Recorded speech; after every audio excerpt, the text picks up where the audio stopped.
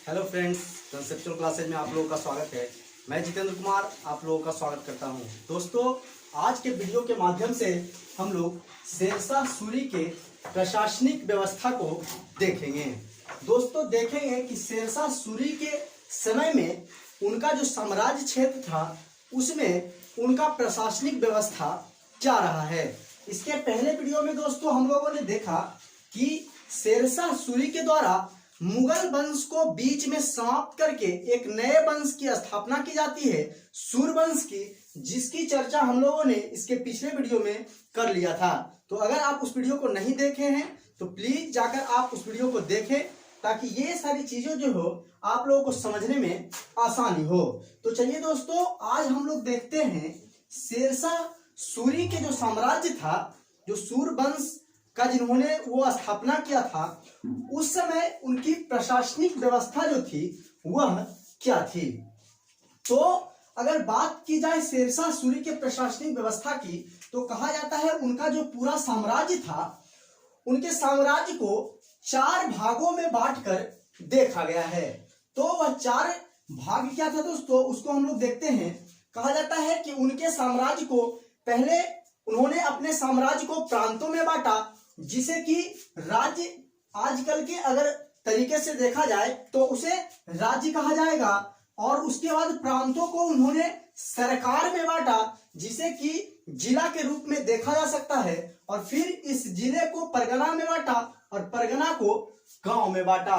और उनके समय की जो सबसे छोटी प्रशासनिक इकाई हुआ करती थी वह गांव हुआ करती थी।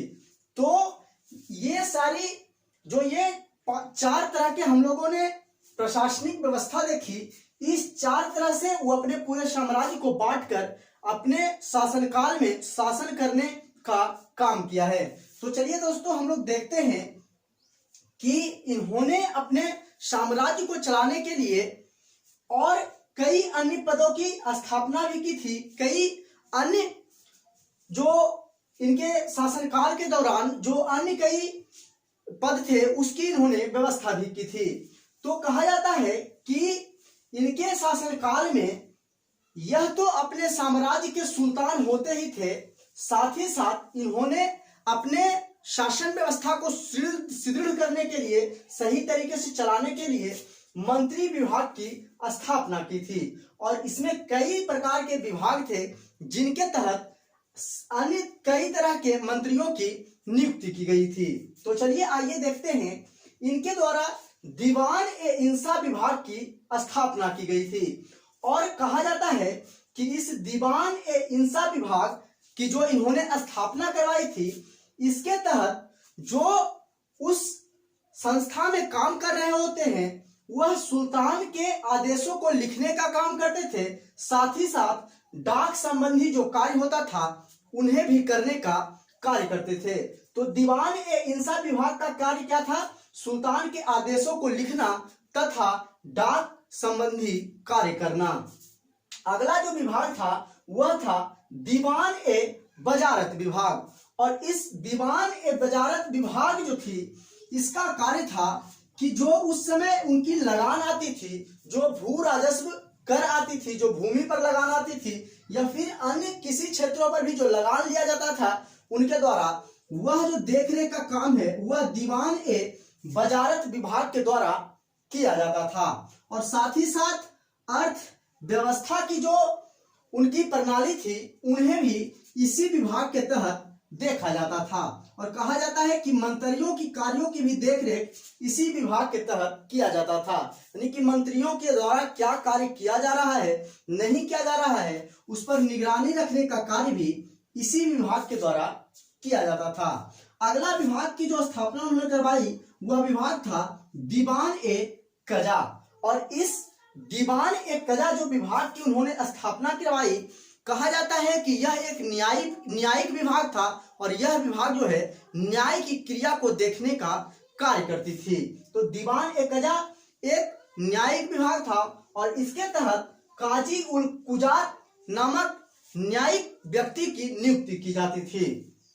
अगला जो विभाग है वह विभाग था दीवान ए बरीद विभाग। और कहा जाता है कि दीवान ए बरीद विभाग जो था वह एक गुप्तचर विभाग था। और इस विभाग के तहत जो व्यक्ति नियुक्त होते थे वह गुप्तचर का काम करते थे, और जो गुप्त सूचनाएं होती थी वह सुल्तान को, राजा को देने का कार्य करती थी। तो दीवान ए बरीद विभाग को हम लोगों ने देखा, जो एक गुप्तचर विभाग था। अगला जो विभाग था वह था दीवान ए आरिज विभाग, और कहा जाता है कि दीवान ए आरिज विभाग के द्वारा सैन्य विभाग को देखा जाता था। चूंकि उस समय का जो शासन था वह मूल रूप से सैनिकों पे ही चलता था, और इसीलिए सैनिकों की देखरेख के लिए एक अलग से विभाग की स्थापना की गई थी, जिसको दीवान ए आरिज विभाग के नाम से जाना जाता था, जो कि सैन्य विभाग को देखती थी। और अगला जो विभाग था वह था दीवान ए रिसालत विभाग, और कहा जाता है कि इस विभाग के तहत जो व्यक्ति नियुक्त होते थे वह अपने बगल का जो साम्राज्य होता था, यानी कि विदेशों का जो देखरेख होता था, उस कार्य को करते थे। यानी कि बगल के राज्यों से, बगल के शासन जो प्रदेश होते थे उस तरह से, उससे किस तरह का संबंध रखना है, ये सारी कार्यों की जानकारी जो है वह दीवान ए रिसालत विभाग को प्राप्त होती थी, और इनके द्वारा सुल्तान को सारी सूचनाएं दी जाती थी।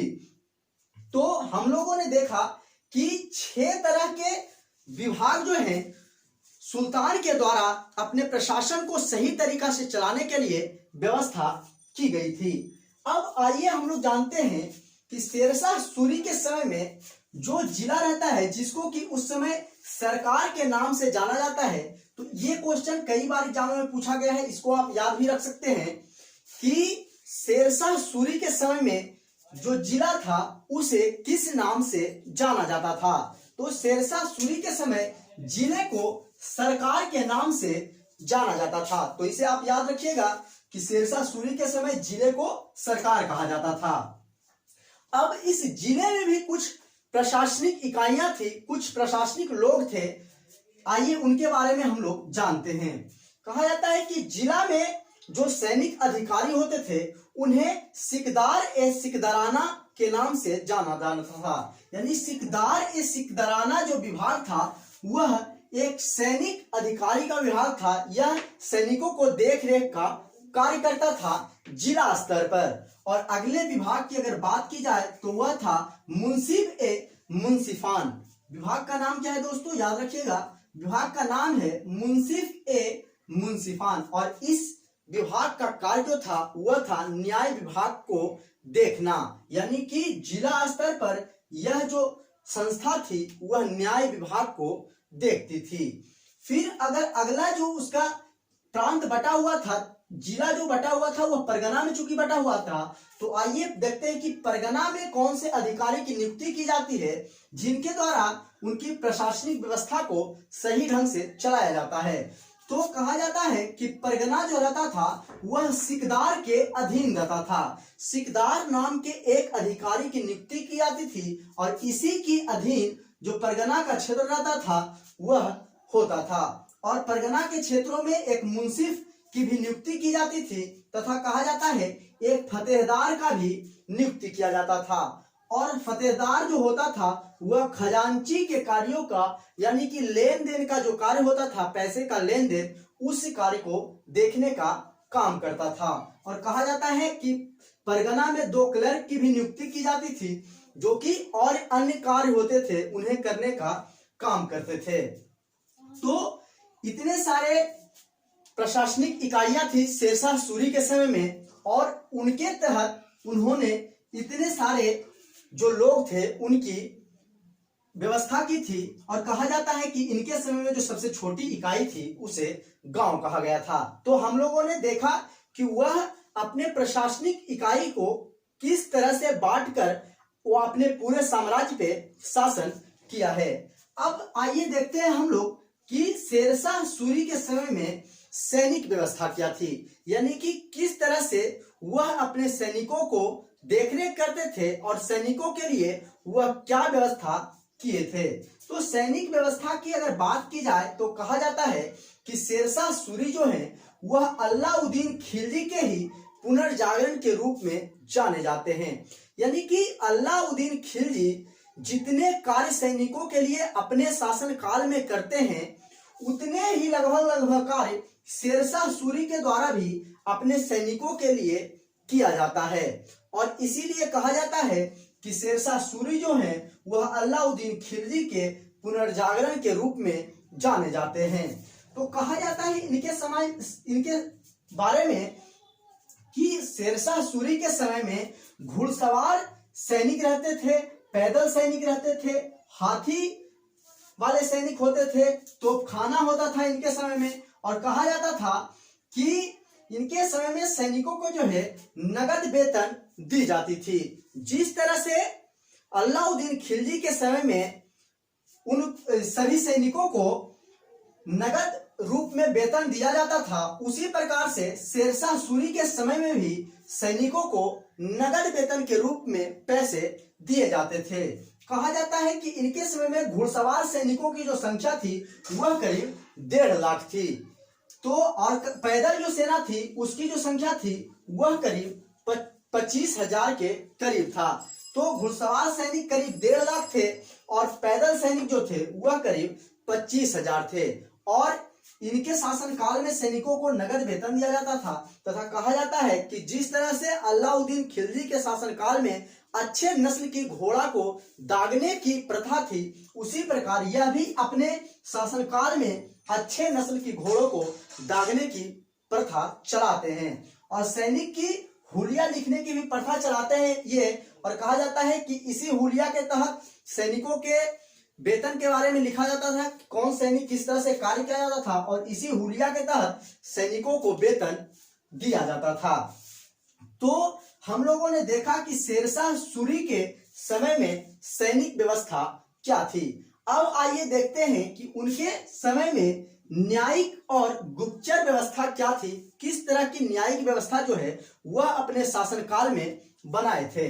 कहा जाता है कि सबसे पहले तो यह स्वयं ही एक बड़े न्यायाधीश के रूप में जाने जाते थे, यानी कि अगर कोई भी कार्य करना होता था तो यह स्वयं ही उस कार्य में अहम भूमिका निभाते थे और खुद ही फैसला लेने का कार्य करते थे।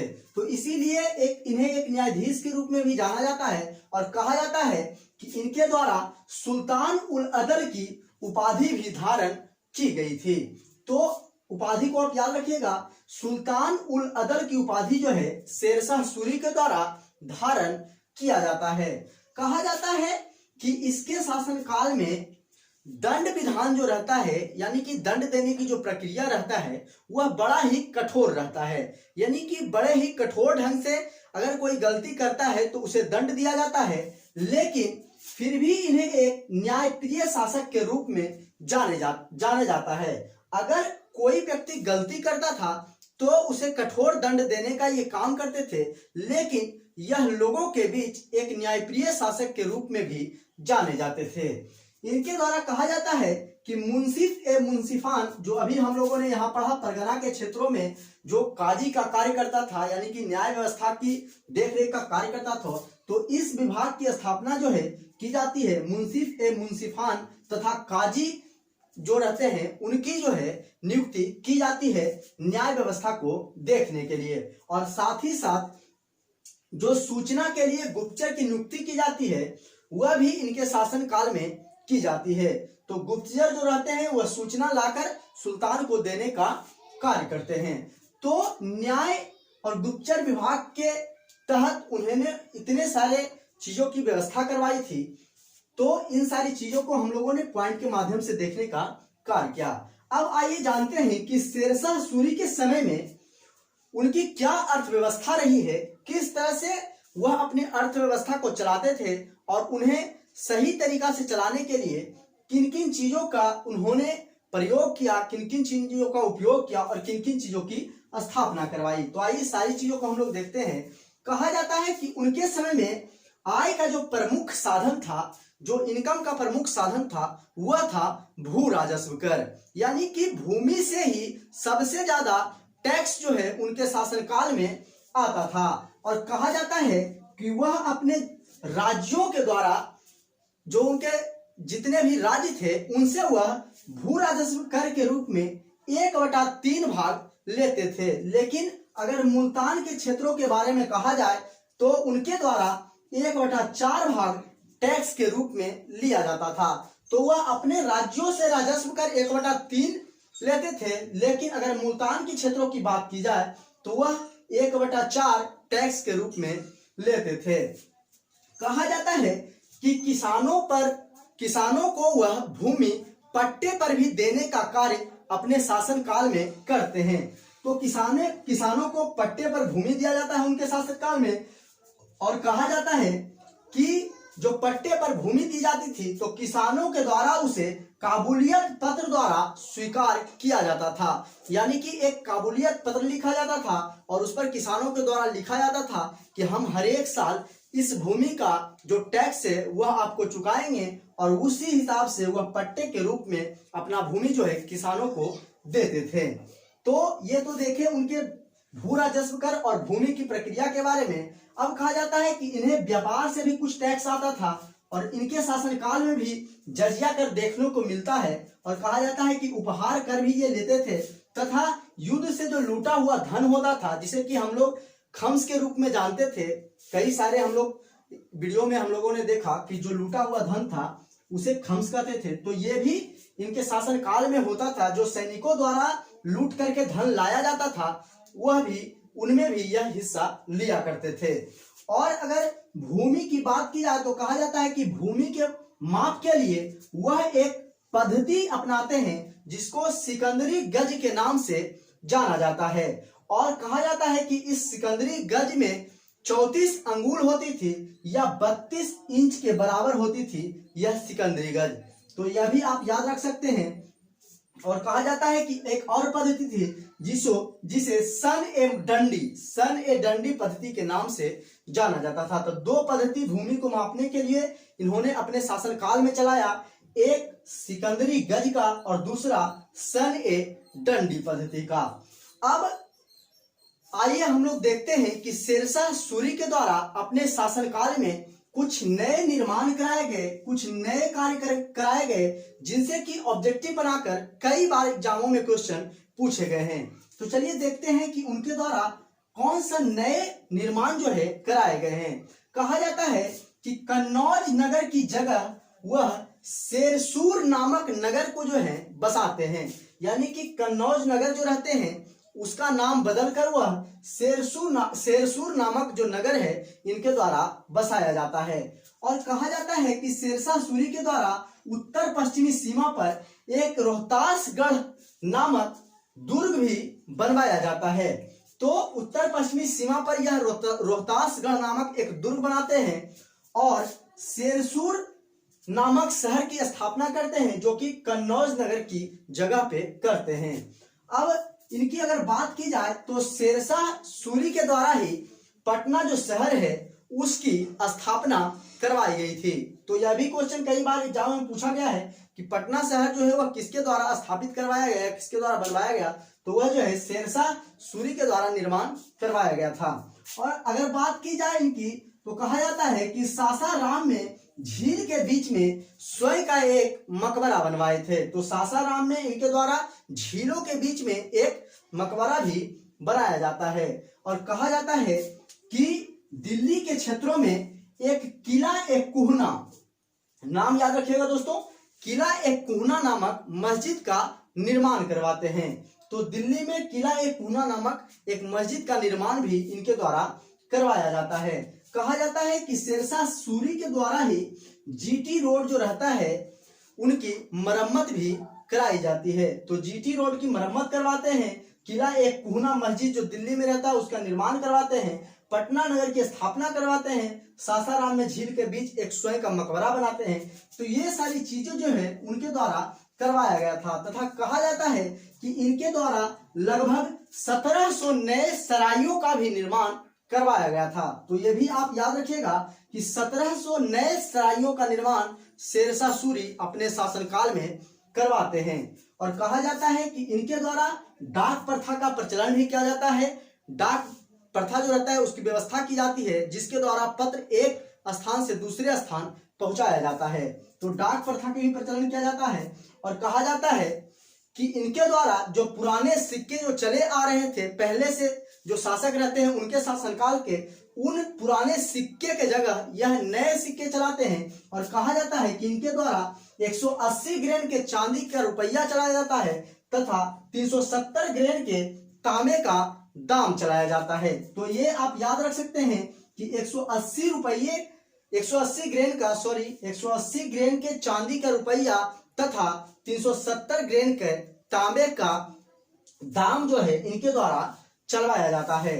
और कहा जाता है कि जहां रुपयों को ढाला जाता था उसे टकसाल कहा जाता है और टकसालों की संख्या जो थी इनके समय में वह 23 थी।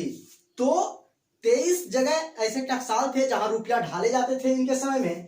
तो हम लोगों ने देखा और कहा जाता है इनके बारे में कि इन्होंने अपने शासनकाल में जो मिलावटी पैसे थे उन्हें हटाकर यह शुद्ध सोने और चांदी के सिक्के भी चलवाते हैं। और कहा जाता है कि इनके मरने के बाद भी यह सोने चांदी के जो सिक्के रहते हैं वह जो है मानक के रूप में जो है बाद में भी चलते आता है। तो इनके द्वारा जो पुराने सोने चांदी के सिक्के रहते हैं उन्हें हटाया जाता है और उनके जगह पर नए शुद्ध सोने चांदी के सिक्के चलाए जाते हैं जो इनके मरने के बाद भी मानक के रूप में चलते रहता है। तो आज के वीडियो से दोस्तों हम लोगों ने शेरशाह सूरी की जो प्रशासनिक व्यवस्था थी उसे समझने का प्रयास किया। बारी बारी से हम लोगों ने ऑब्जेक्टिव के माध्यम से तथा अलग अलग करके सभी चीजों को बारीकी से समझने का प्रयास किया। तो आशा करते हैं कि आप लोगों को ये सारी चीजें समझ में आई होगी। अगर समझ में आई है तो प्लीज वीडियो को लाइक करें, हमारे चैनल को सब्सक्राइब करें तथा ज्यादा से ज्यादा दोस्तों के पास शेयर करें। तो जय हिंद दोस्तों, आज के लिए इतना ही। फिर मिलते हैं हम लोग अगले वीडियो में।